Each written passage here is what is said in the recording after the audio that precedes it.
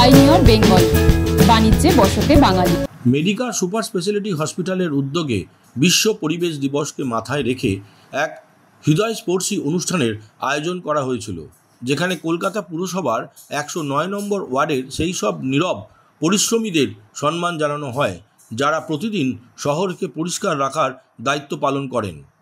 EM bypass ক্যাম্পাসে অনুষ্ঠিত এই অনুষ্ঠানে উপস্থিত ছিলেন কলকাতা পুরসভার কাউন্সিলর শ্রীমতী অনন্যা ব্যানার্জি এবং মণিপাল হসপিটালের নেতৃত্ব ও কর্মীবৃন্দরা।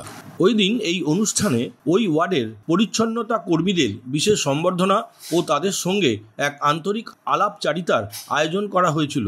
স্থানীয় বাসিন্দারাও এই আয়োজনে যোগ দিয়ে তাদের প্রতি কৃতজ্ঞতা প্রকাশ করেন এবং পরিবেশ রক্ষার দায়বদ্ধতা পালনের অঙ্গীকার করেন। শ্রীমতী অনন্যা ব্যানার্জি তিনি বক্তব্য রাখতে গিয়ে বলেন, এই বিশ্ব পরিবেশ দিবস আমাদের মনে করিয়ে দেয় সুস্থ জীবনের শুরু হয় পরিষ্কার ও টেকসই পরিবেশ থেকে। মণিপাল হাসপাতালের পক্ষ থেকে ওয়ার্ড 109-এর পরিচ্ছন্নতার নিরলক সৈনিকদের সম্মান জানানোর এই উদ্যোগকে আমি সত্যি প্রশংসনীয় ও সমোপযোগী বলে মনে করি। যে বিশ্ব পরিবেশ দিবসে আমরা সব জায়গায় গাছ লাগাই, আমাদের বাড়ির ভেতর, আমাদের অফিসের ভেতর, আশপাশটা আমরা পরিষ্কার রাখার চেষ্টা করি, কিন্তু মণিপাল হসপিটালের তরফ থেকে এবার আমরা একটু নতুন রকমের উদ্যোগ নিলাম যে আমরা এখানে, আপনারা জানেন আমাদের দুটো বড় হসপিটাল চালাই, যেটা এখন আপনারা এসছেন, এটা এখন মণিপাল ইএম বাইপাস, আমাদের পাশে রয়েছে মণিপাল মুকুন্দপুর। তো এই দুটো হসপিটালে সারা বছর ঝড় জল ঠান্ডা সবকিছু অতিক্রম করে আপনারা সুন্দরভাবে হসপিটাল আশপাশটা পরিষ্কার রাখেন এবং তাতে যে পেশেন্ট বা পেশেন্টের পরিবার যারা আসেন তারা একটা সুস্থ এনভায়রনমেন্টে পায় তা না, আপনাদের এই পরিষ্কার পরিচ্ছন্ন রাখার জন্যে আমরা ম্যালেরিয়া বা ডেঙ্গি এরকম ধরনের রোগ থেকেও আমরা বাঁচতে পারি। তো আপনারা যে সারা বছর যে কাজটা করছেন সেই কাজটার জন্য আমাদের হয়তো সারা বছর আপনাদের সাথে দেখা হন না।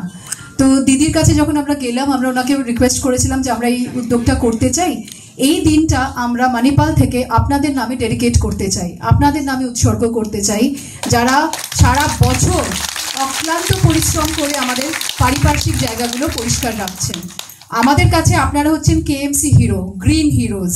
মণিপাল থেকে আমরা আপনাদেরকে সেইগুলোই সম্বোধন করছি। আমরা অত্যন্ত কৃতজ্ঞ অনন্যাদি আপনার কাছে, বিকজ আপনার কাছে যখন আমি গেছিলাম আপনি আমাকে 5 মিনিটে বলেছিলেন খুব ভালো উদ্যোগ, প্লিজ করো, এবং আমার কোনো অসুবিধে হয়নি। উনি সবসময় আমাদের সাথে আছেন, সবসময় আমাদের সব রকমভাবে সহযোগিতা করেন এবং আমরা চাইবো আগামী দিনেও ওনার সাথে আমরা আরো ভালোভাবে যাতে কাজ করতে পারি। আমি রিকোয়েস্ট করছি মোনালিসাকে অনুষ্ঠানটি এগিয়ে নেওয়ার জন্য।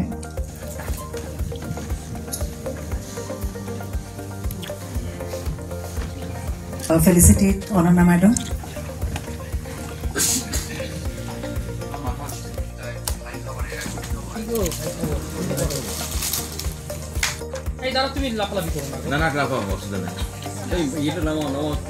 नहीं আমি আপনার সঙ্গে আছি, আমি থাকবো। This is what is the commitment and we are very fortunate আমাদের একটা ডাইনামিক কাউন্সিলর আছে যে আমাকে যে সময় আমাকে অসুবিধা হয় আমি ওই সময় ওনাকে রিচ করতে পারি, এটা নিয়ে আমাদের খুব সুবিধা হয়। আমাদের এই 109 ওয়ার্ডকে আপনি যেভাবে পুরোপুরি একটা পরিষ্কার একদম ক্লিন করে রেখেছেন, ওটার জন্য আপনাকে ধন্যবাদ জানাতে জন্যই এই অনুষ্ঠান। বিশ্ব পরিবেশ দিবসে আপনাদের সকলকে শুভেচ্ছা। বিশেষ করে প্রথমে যার কথা বলতেই হয়, যাদের কথা বলতে হয়, তারা মণিপাল হসপিটালের পক্ষ থেকে প্রতিনিধিত্ব করছেন, বিশেষ করে মিস্টার কোমল দশেদা, যাকে আমি 2015 সাল থেকে চিনি, যখন আমাদের এই হাসপাতালের সামনেটা হোগলা বন এবং বেশ আমি এত লম্বা, তারপরেও আমার হাঁটু কোমর পর্যন্ত জল জমতো। সেই সময় থেকে তারা হাসপাতালে স্ট্রাগল করছেন, অর্থাৎ কি করে আরেকটু বেশি পেশেন্টদের একটু পরিষেবা দেওয়া যায়, এলাকায় মানুষজন যারা আসছেন তাদেরকে আরেকটু কি করে ভালো পরিবেশে রাখা যায়, সেই চেষ্টা সামিল হওয়া ওনারা অনেক আগে, আমি 2015, এবং তারপরেই আমাদের মিলিত যুদ্ধ, এবং আজ 2025-এ এসে সেই যুদ্ধের কিছুটা বিরতি হয়েছে জানেন। যুদ্ধ বিরতিতে একটু ফিরে দেখতে গিয়ে দেখেছি যে অন্তত কিছুটা হলেও এলাকাটা একটু পরিষ্কার হয়েছে।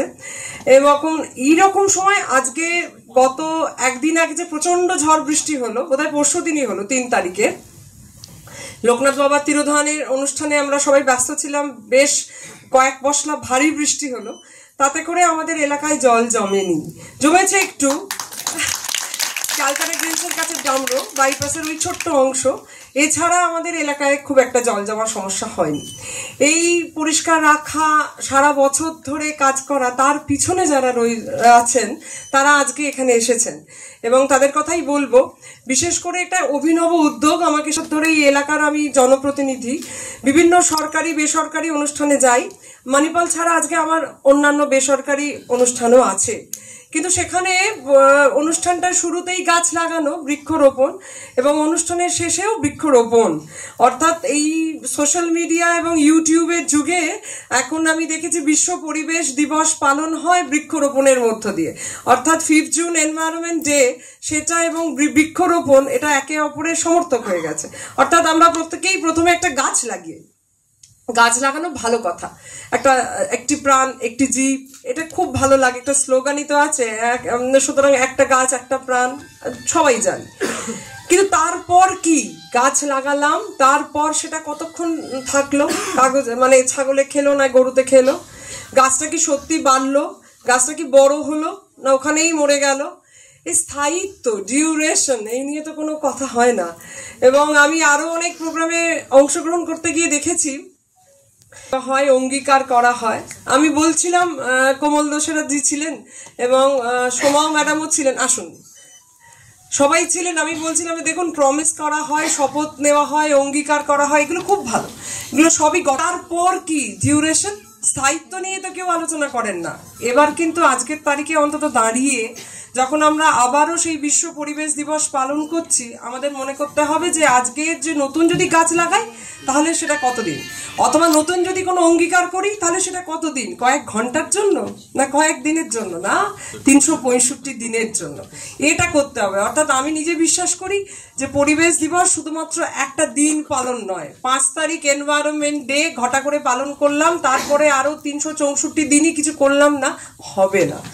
সুতরাং সেই জায়গা থেকে আবার করে নতুন করে দেখা, আর শপথ অঙ্গীকারের সঙ্গে সঙ্গে বৃক্ষরোপণের সঙ্গে সঙ্গে সময়, অর্থাৎ যেটা আমি করলাম সেটা কিভাবে হবে। আমি ভাবছিলাম, আমি এর আগে সন্তোষপুর সত্যজিৎ কাননে আমি একটি প্রোগ্রাম করেছিলাম, যেখানে গাছ লাগিয়েছিলাম, সে গাছের সঙ্গে সঙ্গে যারা লাগিয়েছিলেন তাদের নাম লিখেছিলাম। অন্তত তাতে যদি একাত্মবোধ হয়, একটু ওনারশিপ ফিলিং হয় যে গাছটায় আমার নাম লেখা আছে। ধরা যাক গাছটার মধ্যে লেখা আছে মমতা ব্যানার্জি, গাছটার সামনে লেখা আছে কোমল দোসেরা, গাছটায় লেখা আছে সোমা মুখার্জি। এই গাছটা যদি আমি লাগাই তাহলে অন্তত গাছটার প্রতি কিছুটা হলেও মায়া মমত্ববোধ হবে এবং গাছটা বাঁচলো, গাছটা ঠিকভাবে যত্ন আত্মীর হলো কিনা সেটার দিকে একটু নজর থাকবে, গাছটা বড় হবে। এবং পাশাপাশি যদি লাগাই তাহলে কোন গাছটা বেশি বড় হলো, কোন গাছটা বেশি যত্ন হলো, সেখানেও একটা হেলদি কম্পিটিশন থাকবে। এরম ভাবেও যদি ওনারশিপ করে দেওয়া যায়, অর্থাৎ এলাকায় যারা বিশিষ্ট জনে আছেন তাদের নামে, স্কুলের বাচ্চাদের নামে, ডাক্তারদের নামে, যারা প্রভাবিত করতে পারে সমাজকে, তাদের নামে যদি এরম করেও করে দিতে পারি তাহলেও কিছুটা হলেও উদ্বুদ্ধ করতে পারবো। আমাদের উৎসাহ দিতে হবে, জানেন, আমাদের শুধু করে অনুষ্ঠান নয়। সুতরাং অনুষ্ঠান যাতে হয়ে যাবার পর সারা বছর ধরে সেটার একটা প্রয়োজনীয়তা এবং সেটা কি হলো তার মূল্যায়ন করার প্রয়োজন।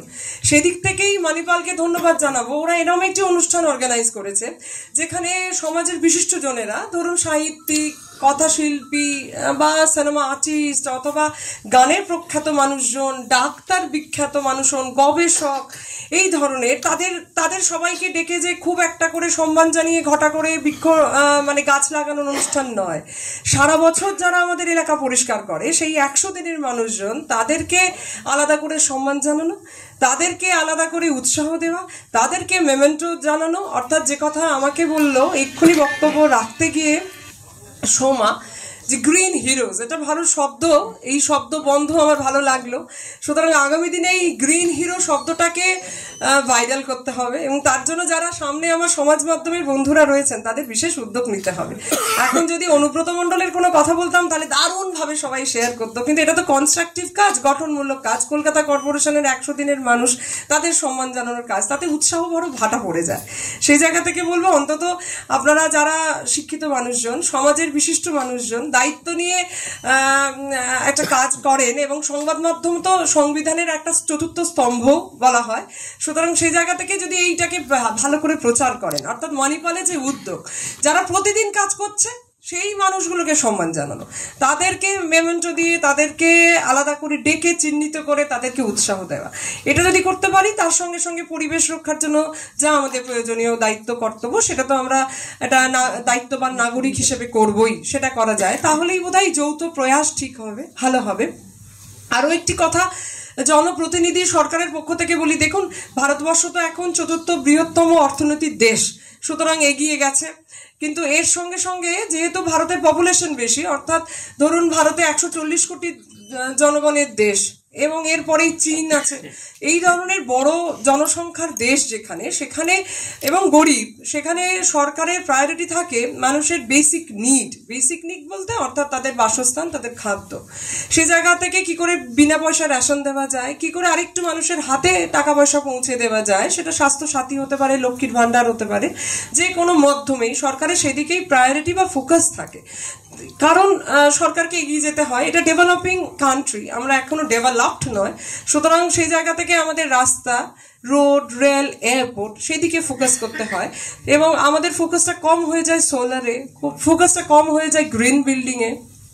সেই জায়গা থেকে যারা বেসরকারি বিনিয়োগ যেমন মণিপাল করলো, সেরকম যদি সবাই এগিয়ে আসে, তাহলে আমাদের পরিবেশটা ভালো। তার নিচে যদি এটা কংক্রিটের বেঞ্চ করে দিতে পারি, তাহলেই বোধহয় উন্নয়ন যথার্থ হবে। আর এখন আবহাওয়া বদল, এই শব্দটা তো চলছে, তাই আমার মনে হয় জলবায়ু বদল তার মানে আবহাওয়া বদল নয়, শুধু বদলের মধ্যে থেমে থাকলে হবে না, অর্থাৎ জলবায়ু বদল, আবহাওয়া বদল এবং মানসিকতার বদল দরকার।